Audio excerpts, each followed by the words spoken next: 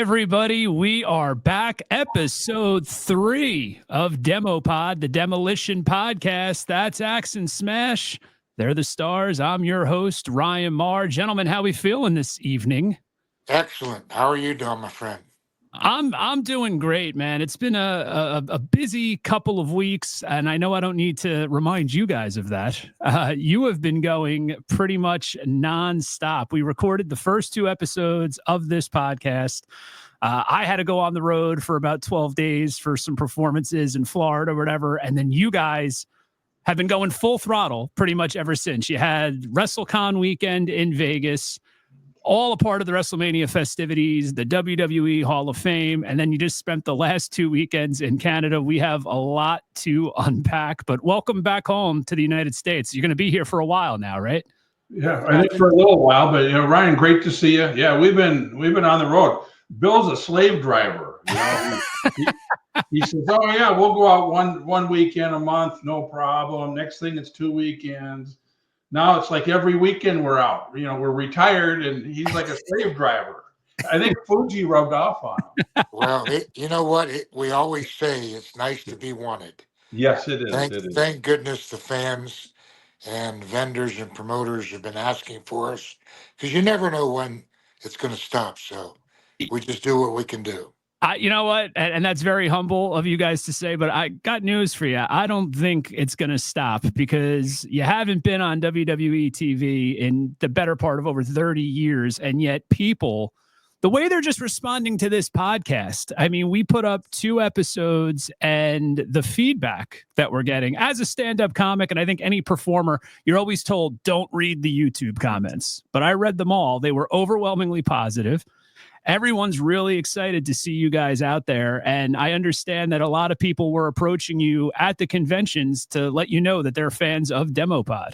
Yeah, they were looking at it right there, and they brought their phones in, and a couple of them just sat there for about 20 minutes and listened to the podcast. And, it was nice for them to do that, but they were in the middle of the line, so they had to step aside. Yeah, we're so grateful. The fans are unbelievable. I mean, it was a big day at that WrestleCon. There was a lot of fans that we talked to, and this last week in Canada and everything. I think the DemoPod's going to be good for all of them. They love to hear all the different stories. Yeah, it's great too, because there's so much time to cover. And I tell people, be patient with us. We're new at this, but we're all in. I mean, as you could tell, we've already made some upgrades to the production. So that's a huge step right there. And there's just so much ground to cover, so many things to discuss. So, of course, I have to open it up by asking the question that is probably number 1 on every listener's mind, every Demolition fan's mind. When you were at the WWE Hall of Fame, did you get to shake hands with Triple H? And while he had your hands in his grasp, I don't know, did he maybe measure your ring fingers? No, he was busy. And okay. I understand why. So he was not only being inducted, as everybody knows, he was probably organizing it and running things backstage. But we did meet Mr. Khan. Okay. He was very, very polite and gracious and inviting. We met, a bunch of the talent. CM Punk was there, and Stone Cold, and Undertaker, and his wife came up and greeted us. It was nice, yeah. And there were other people, right, Barry? Oh yeah. I'll tell you, I was very impressed when we walked in. CM Punk came right up to us, unbelievable gentleman, introduced himself. He was run through a few of his notes and everything. Then he came back and talked to us, and a complete gentleman, and Kevin Nash, Bruce Pritchard came up right away, and just to make us comfortable, because we're in a whole new situation there. Yeah, Bruce has always been a great guy, and the Undertaker. Booker T was there. Yeah. So we were kind of, you get into a room with all these people, and they have the red carpet deal and everything. So we're kind of just in the background watching all this. But, it's such a big, huge, giant machine. And I mean, it just happens. And, it was great to be there. They made us feel very comfortable. Yeah. It was like an old homecoming party, really. That's such great news to hear. And I know it had to be special for you guys to be in attendance to watch the natural disasters get inducted. Of course, Earthquake, the late Earthquake, John Tenta, and Typhoon, aka Tugboat, aka Shockmaster. It's funny to me because there's certain guys over the years that I've been involved on the outskirts of wrestling and whatnot that I've gotten to meet so many top stars, but there's certain guys that you always say, oh, it'd be nice to meet him. And I got to meet Fred about 2 years ago at one of Tommy Fierro's conventions. And it was actually John Tenta Jr. who brought me over to him because we had just done a thing called the Kids of 80s Wrestling Con. And just what a wonderful, humble human being. And I think that really came across in his speech during his Hall of Fame induction. Yeah, I called up Fred, I think it was probably the day before, and like you say, he's such a nice guy. We see him at a lot of the signings and everything. We've been friends with him for a long time, and it was so unfortunate that John couldn't have been there because those two were best friends, and you could just see how much he cared. But something that's kind of funny when Bill and they finally came to us in the back room and said, "Okay, it's time to go out and get your seats." So we got escorted out there, and we get there, and it's the Warlord, Barbarian, me, and Bill all sitting next to each other. And I know they weren't trying to rib us or anything, but it was a rib. I mean, the chairs were like smaller than coach seats in a plane, and us four were sitting there, and not exaggerating, I had to sit sideways. Bill had to put his arm over me.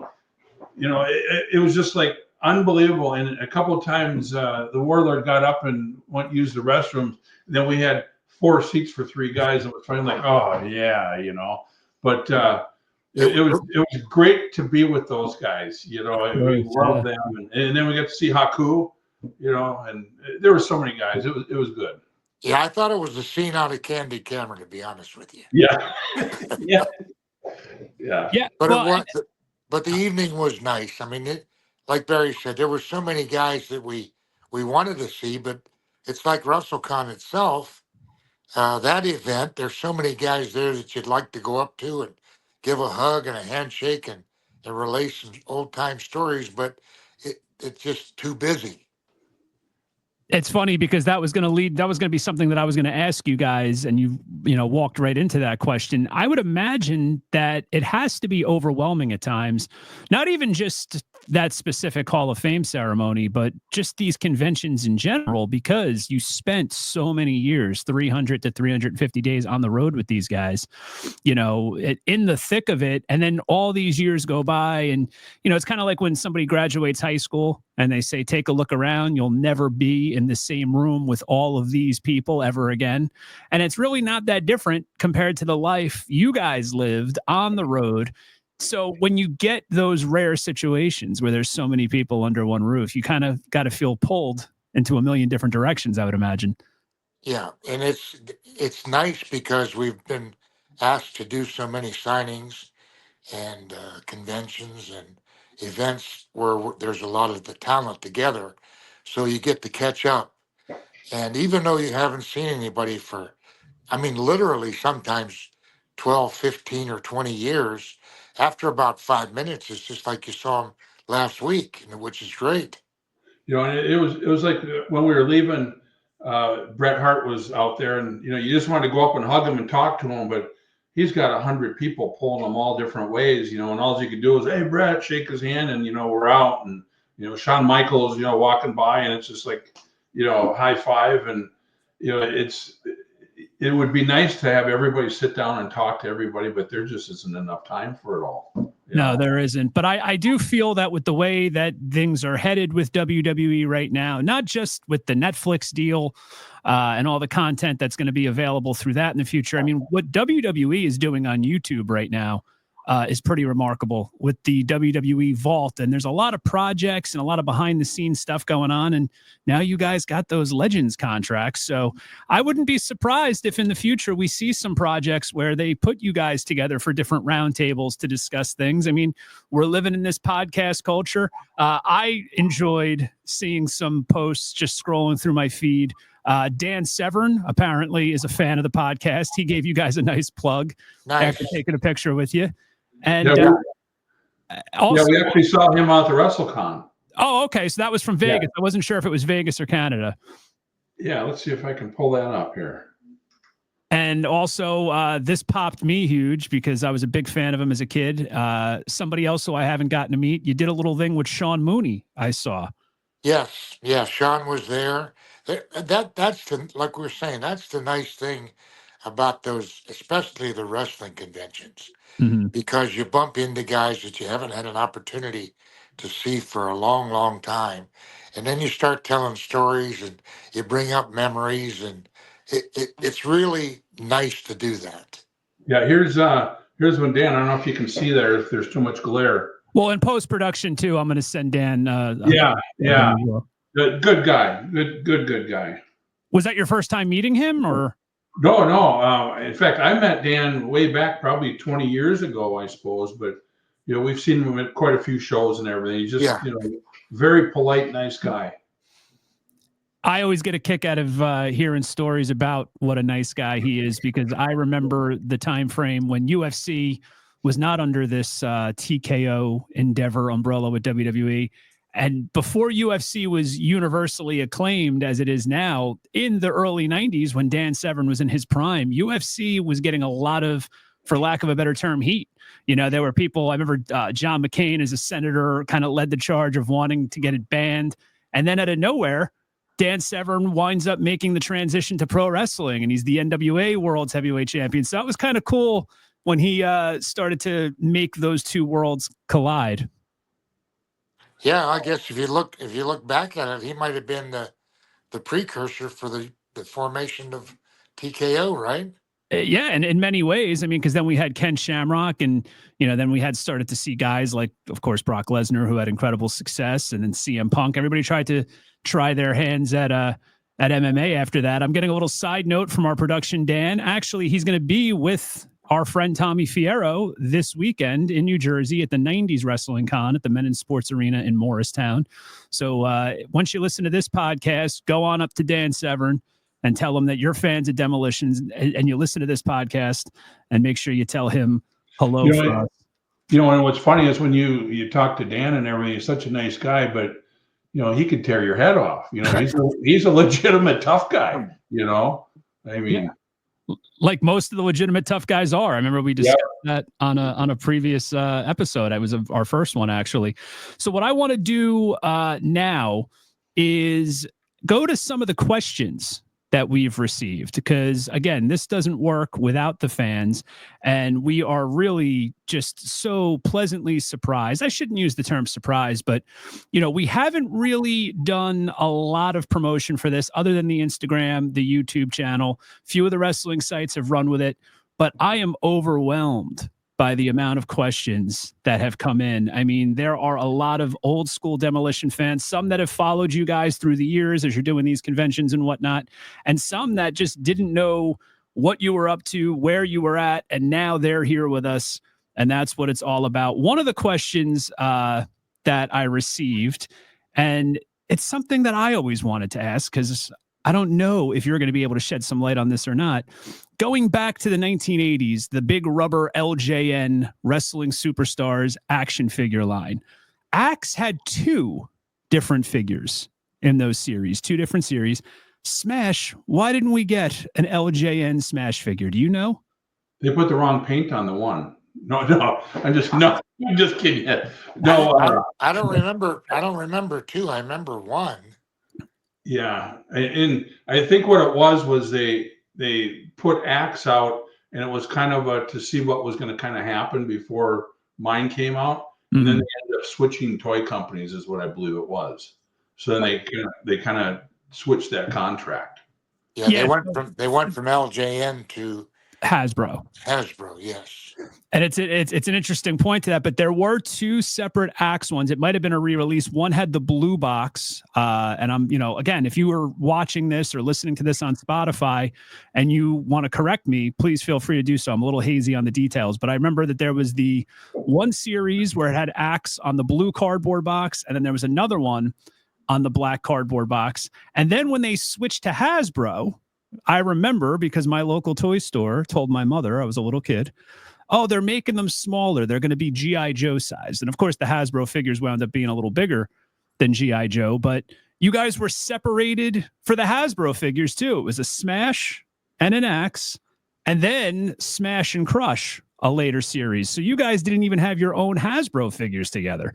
Right, right. And I think they were planning on doing it, but who knows what transpires with the production and behind the scenes. So we were just happy that they came out. Absolutely.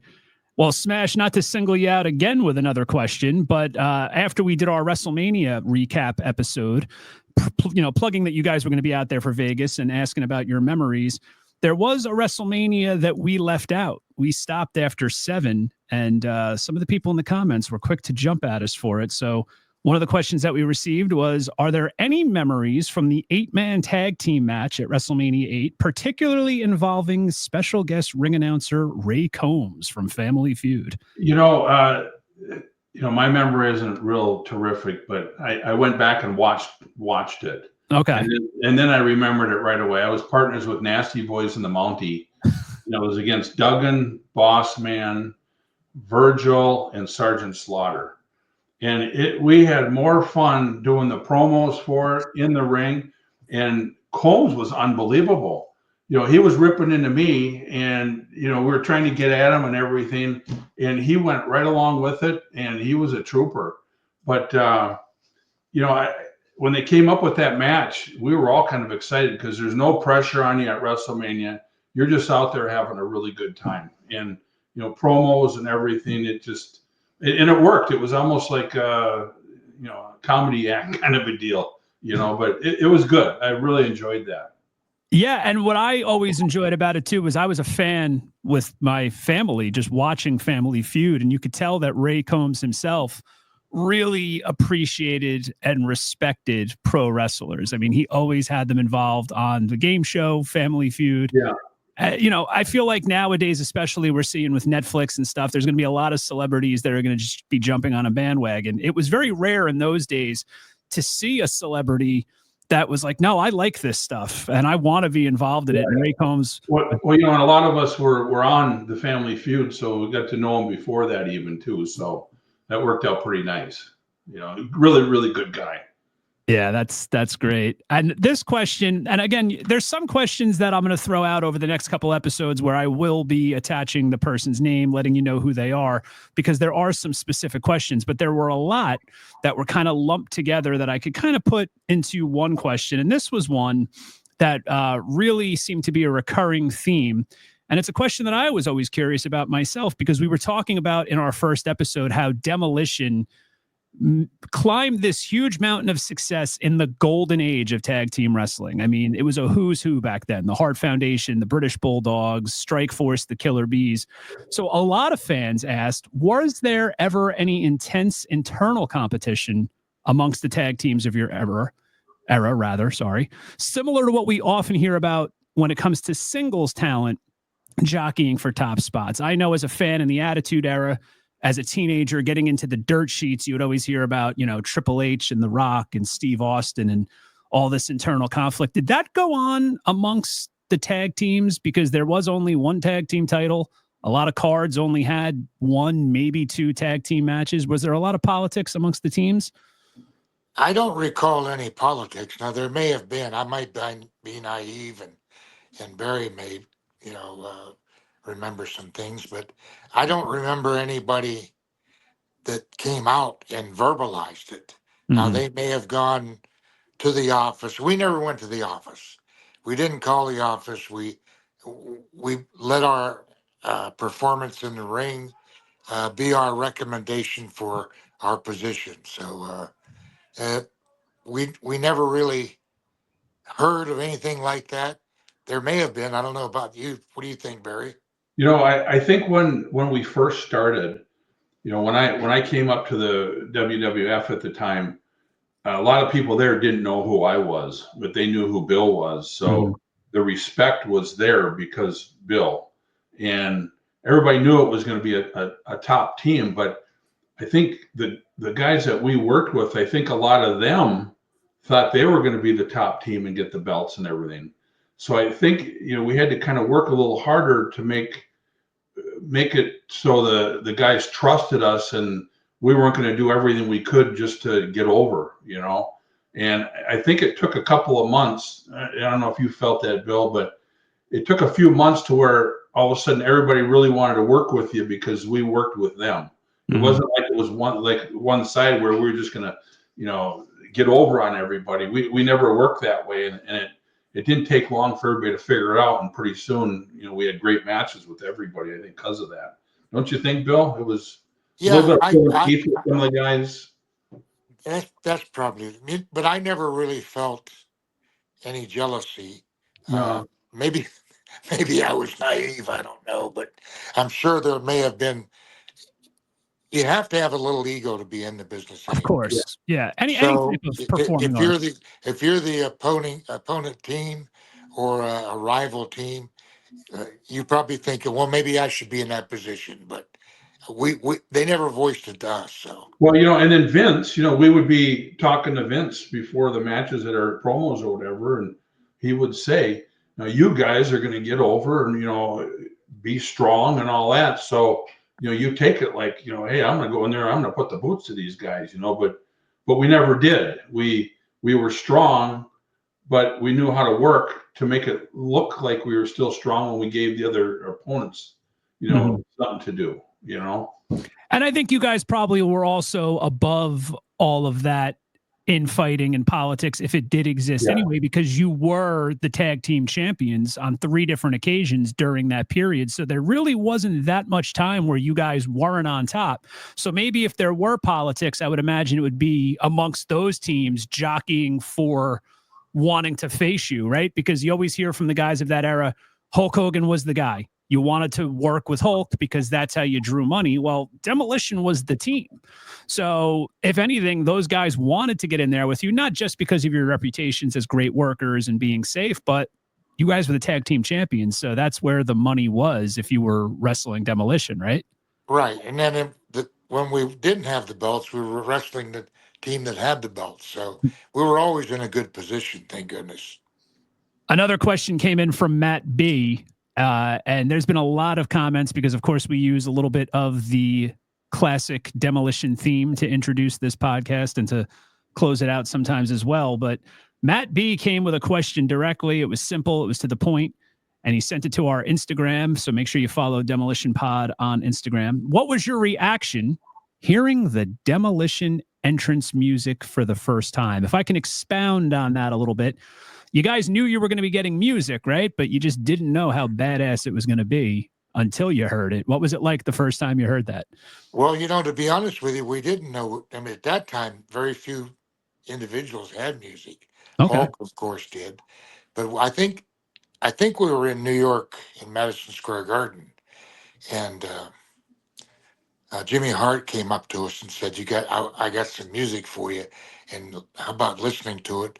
And like Barry reminded me, I don't think there were any lyrics at the time, but the driving music, I mean, caught us right away. I said, man, that's going to be good. And then later on, we heard the lyrics, and it really set the stage for what's going to happen once we come through the curtain. Yeah, when we were sitting at the curtain, and all of a sudden you'd hear the music, and then you know, Bill would always go out when "Here Comes the Axe," and he'd be the first one out the door, and then "Here Comes the Smash." It just, you know, the crowd would go nuts. And I mean, you know, the feeling you get walking through that curtain and having 30, 40, 50,000 people screaming and yelling, it's a pretty good feeling. It's a big difference when that happens and when you just walk out and there's a few people booing or cheering, you know. When the whole place is going crazy, that music really meant a lot. Jimmy Hart was unbelievable with that. And still yet, people comment on it, saying that's, if not the best, one of the best entrance musics that they've ever had. So, and I like it. I mean, it gets me keyed up. Yeah, it's a great song. Well, Rick Derringer singing it too. I mean, it's just, you know, he was the guy. Yeah. Yeah. It's a great song. I mean, that opening, dun, dun, dun, dun, you know exactly who's coming to the ring. And, you know, that's my first memory as a kid watching those Coliseum videotapes, because if I didn't, you know, always get access to the pay-per-views or whatever, but I used to love when they would put out like the super tapes where it would be, you know, matches that were specifically taped for those videos. And it could be an arena in England, or it could be, you know, the Richfield Coliseum. As soon as that dun, dun, dun, dun, the whole place stands up, you know, and you see it now a little bit, you know, with Joe Hendry. He has his theme, which instantly gets people on their feet. And on the Chris Van Vliet podcast, he goes into a whole explanation as to why he wanted to design his song to be a certain way. And your guy's name actually came up in that conversation, because he was like, there's certain songs that, you know, from the first opening, that's who it is. And it's Hulk Hogan, Ultimate Warrior, and you guys. I mean, later on, we got to the voiceovers and things like that. You know, do you smell what The Rock is cooking and whatnot? But you guys, from that opening chord, it was kick-ass time when you heard that music. Well, you know, another couple that like Stone Cold's. Yes. And The Undertaker. As soon as you hear a second of it, you know what's coming. 100%. One of the questions that we received, and again, about 3 or 4 different people asked a variation of this question, so I'm going to play with it a little bit.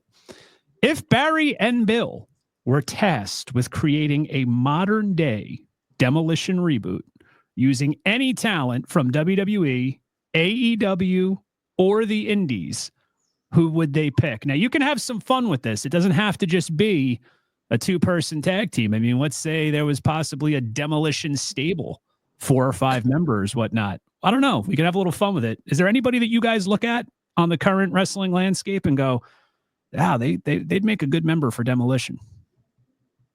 Oh boy, I really. What's the one that we met in Manchester, Barry? The Dax. What's his? Dax. Dax. Is it Dax Harwood? Hardwood. Yeah, I think he would do well. My goodness, there's so many talented guys. That's a really tough question. See, it is a tough question, but I'm sorry. Give those 3 or 4 people a good present, because that's a stumper there.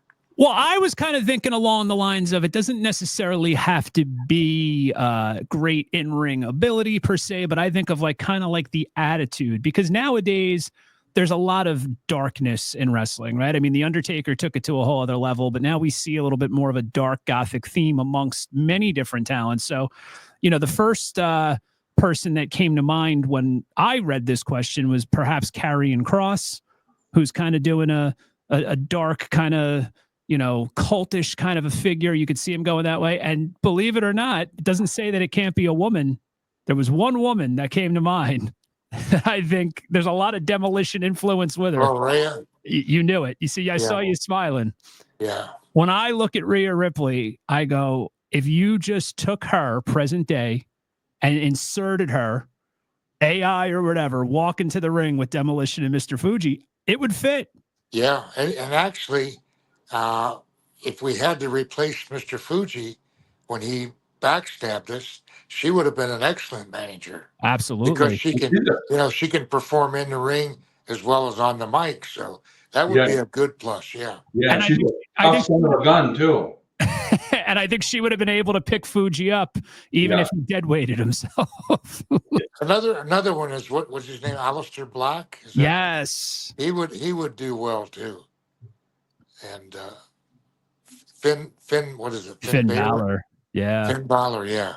There's quite a few. I mean, there's some talented athletes now that it'd be good to associate with them. Now, did you guys attend WrestleMania itself at all, or did you go do? Because I know you said that there was going to be some sightseeing with the wives, so I didn't know if you went to WrestleMania or if you decided to take the wives out to see some shows. We were asked to go to WrestleMania, but we had the fulfillment of our contract with the vendor that brought us out. So right after that, we both got flights home. Oh, okay. So we couldn't attend. And I think I would have enjoyed, I really didn't want to go for 2 long nights, but I think that attending one of them would have been fun.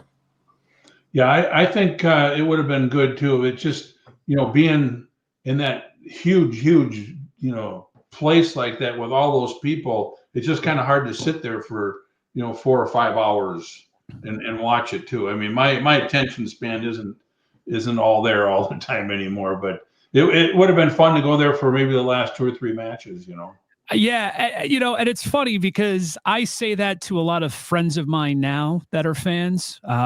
There's actually some friends of mine now that are newer fans that haven't watched. To me, and I'm not taking anything away from the spectacle that it's become with these premium live events and whatnot, but there's nothing like that arena feel. I miss going to the Brendan Byrne Arena, Madison Square Garden, because even if you had the worst seat in the house, you still felt it. You were there. You could see. Yeah. I would go on Instagram during WrestleMania, and I missed night 1 because I was working. I watched a little bit of the replay, but I watched night 2 live, and I jumped on my phone and I was looking at Instagram stories. I knew some people, some comic friends of mine that live in Vegas. They got seats that were not cheap. They paid $450, $500.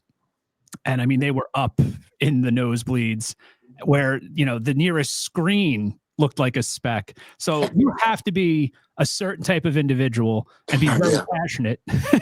yeah, that's what's hard for me. It just, the seats, no seats in an arena are very comfortable anyways. And both of us hurt, so it's not like you can just sit there for that long a time. But, the show, I love the show. It was, I watched quite a few of the matches on the TV, and yeah, they're good. I mean, it was really good. Yeah, the athletic presentation is top notch, and now a whole new world is being opened up with Netflix and these different projects that are kind of bring people a little bit behind the curtain a little more. And we're going to be talking more about some of that stuff on future episodes. But right now, I just want to tell everybody that you can follow us and subscribe to our YouTube page. That really helps us out a lot. If you are a fan of the content that we are putting forward, please keep those questions and comments coming, and make sure you share the YouTube channel with some of your friends, because a lot of people, that was what I found most surprising, was that a lot of people that were not in the wrestling ether, they were not watching all these different podcasts that different talents are putting out. They were just like, oh my God, Demolition, I love those guys. One of my favorite comments was, Grandma loved those guys. And I went, well, Grandma had great taste. Did you guys get to do any of that sightseeing though? Was there anything that you got to do, like a dinner, anything along those lines? I know you said you had to fly out, but did you get to take in any of the Vegas experience at all? Well, we had dinner amongst ourselves, and then a couple of our good friends were there. So it was a hectic weekend, to be honest with you. Oh, I can't imagine. The signings were we had to go and get painted up, so we had to be there about an hour early. So we were there from about 9 to Barry, 5 o'clock, and then we had to go. Yeah. And then we had to go to the first night to the Hall of Fame, and we had to be there. So after you get a bite to eat and then shower and change and go over there, and then of course I think it started at 10 o'clock Mountain Time, which was midnight here. Mm-hmm. Then finished it after 1, so it's 3 a.m. here. Get back. We got to do the signings again the next morning. So you got to get up for breakfast. So we didn't have much free time. Yeah, the day before I went out, I got on the monorail or whatever, and went down to the Flamingo and walked around, and was out in the crowd and everything. And Vegas is so big. You see the casino over there.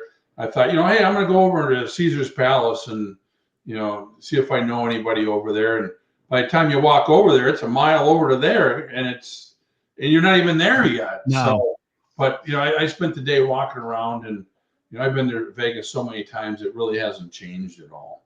But, it's funny you say that, because it has and it hasn't, right? So there's a lot of different things that go on. I haven't been there in about 7 or 8 years, but I was going out there pretty regularly for performing. And then even sometimes, like if I would perform in Reno, I would hop the 45-minute flight and go over to Vegas.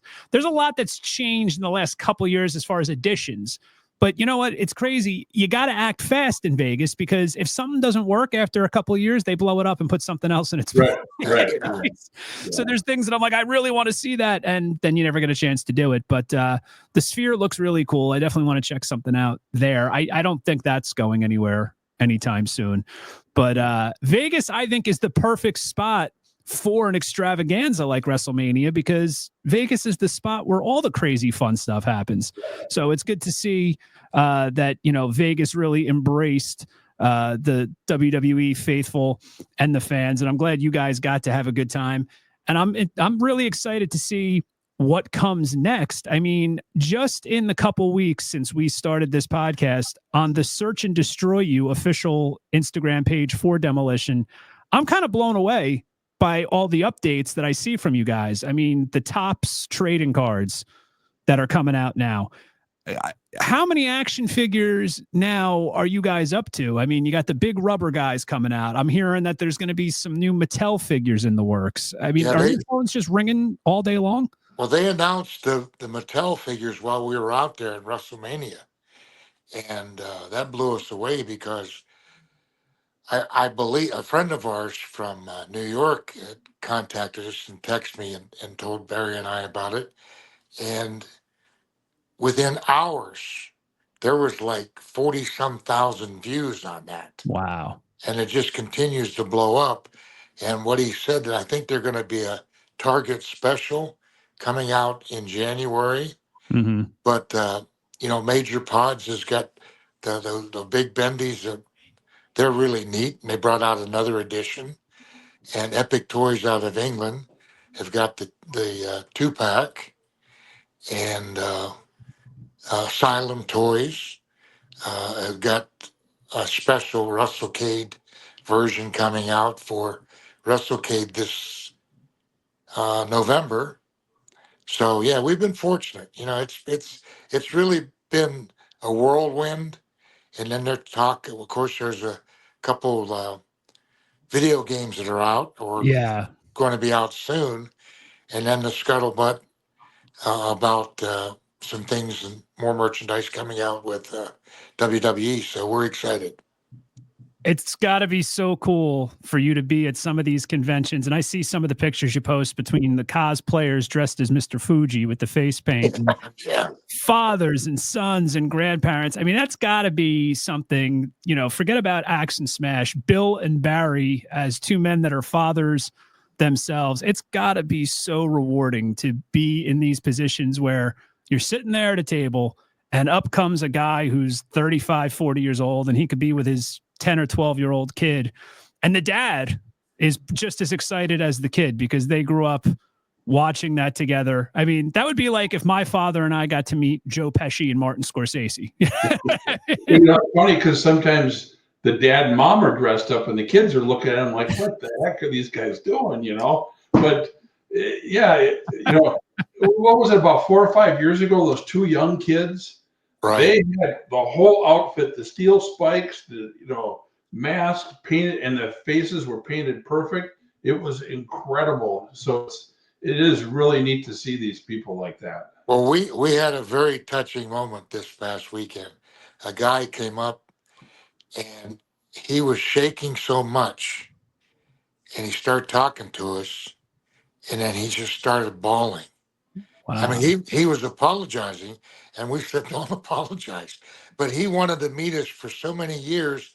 He said he had been a fan for so long, and he never thought he'd be able to meet us. And boy, I'll tell you what, it sort of makes your heart flip a little bit, because these are really real people that come up, and we've touched a point in their life that you don't realize the power of television. And we just thank God that we got that opportunity. Yeah, and that guy, him and his buddy, they used to dress up at Halloween like us. Yeah. And they, you know, were together all the time, and his buddy passed away, 2 months ago or something? Right. And so that's where it brought back all the memories. And I mean, you know, we're all at the booth with, you know, tears. Yeah, we're wiping our eyes. And like, holy cow! You know, the guy keeps saying, "I'm sorry," and we're like, "No, let it out." because he's probably never ever told anybody this before. And Yeah. we were like, here, let's get it out to these guys. These are the guys that we wanted to see. So yeah, it was pretty heavy duty. Is there ever anyone at these conventions? Because I know you don't just do wrestling. You do a lot of these different pop culture things. Is there ever anyone that you guys meet that you pop for? Whether it be a TV star or maybe even somebody that you've met that you were surprised to find out they were fans of yours? Oh, I'm sure there have been. Like this past weekend, we were there. Lou Diamond Phillips was there, and Kevin Sussman, the guy from Big Bang Theory, and my wife. My wife, I told her who was there. She's, you got to get a picture. You got to get a picture. But he was just such a nice guy. Both of them were. Yeah. And Trevor Lerner, we got to be very good friends with him. Yeah. And, he's been in so many shows and everything, and just the nicest guys, but yeah, they're it's the same thing as what we do, so there's that respect. We respect what they do. They respect us. And, it's fun to see all those guys. No, it's awesome. And I love the fact that you guys are keeping so busy and staying out there. I want to end with one last question. And I think it's a question that you guys probably hear 100 times. In fact, I know you've been asked it a lot on shoot interviews, but this is your podcast.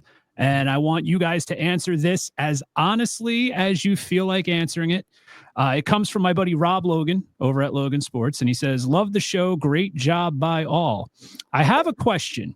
Was it a major disappointment that Demolition versus Legion of Doom never happened on a big pay-per-view?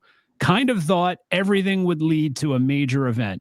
I believe a singles match or two may have occurred here or there, but I'm not sure. What happened? And was there ever any discussions between Barry and Animal about what went wrong?" Because I know you have the history with Animal from back in the Minnesota days and whatnot. If you guys want to clear the air, I think that's a great thing to end on. What exactly happened there with the Legion of Doom when they came over to WWF?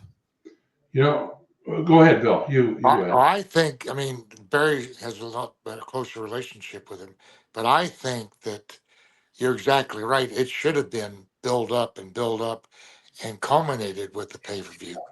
Now, I don't know what the reasoning was or the planning was or the thought process was by the office, but they missed the boat because they pushed it together and there was no real end to it.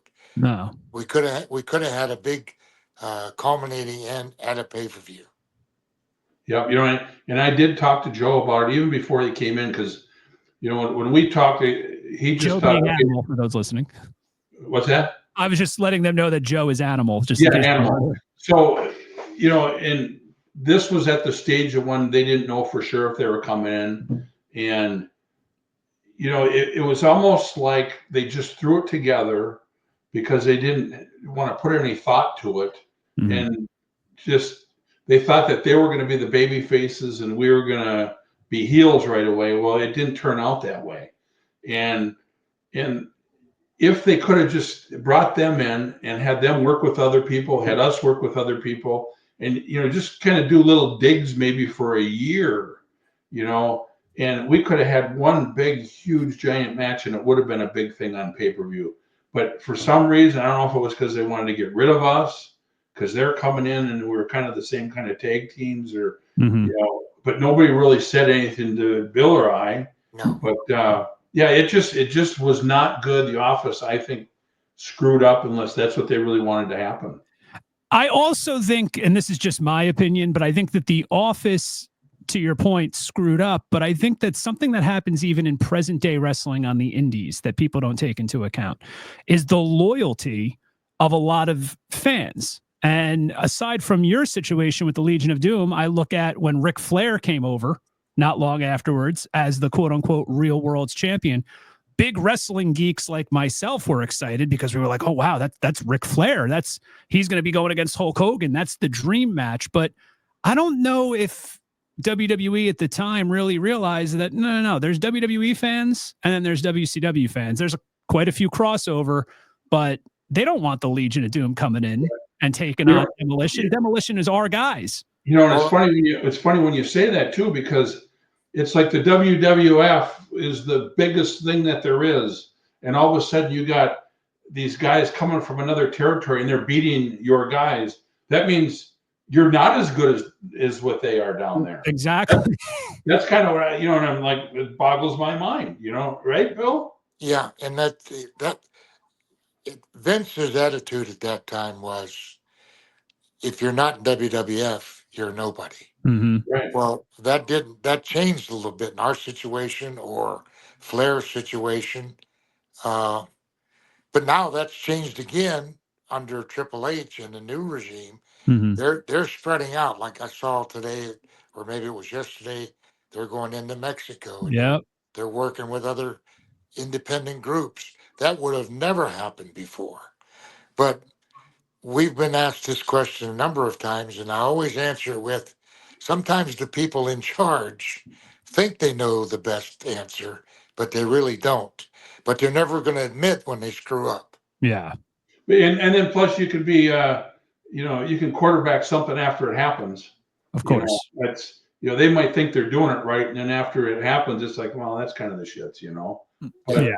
If it would have worked, they would have been geniuses, right? Yeah.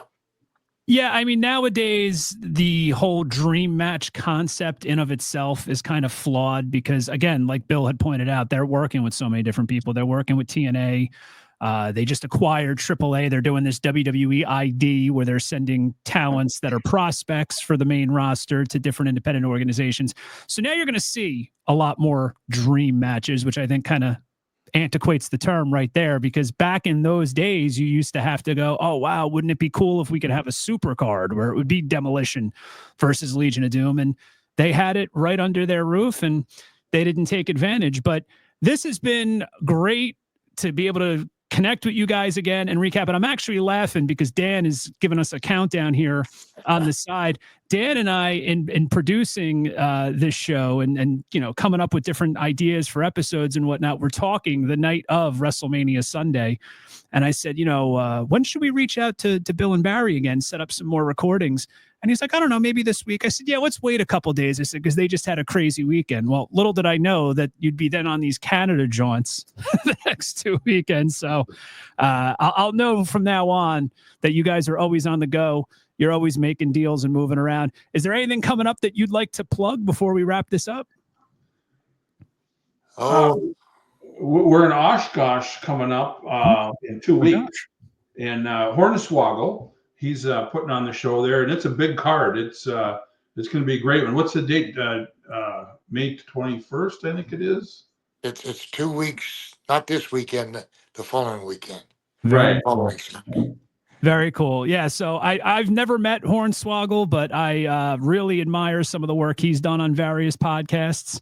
He's fantastic guy, super nice guy. But it's a big card there too. So everybody look up that one. It'll be a good one.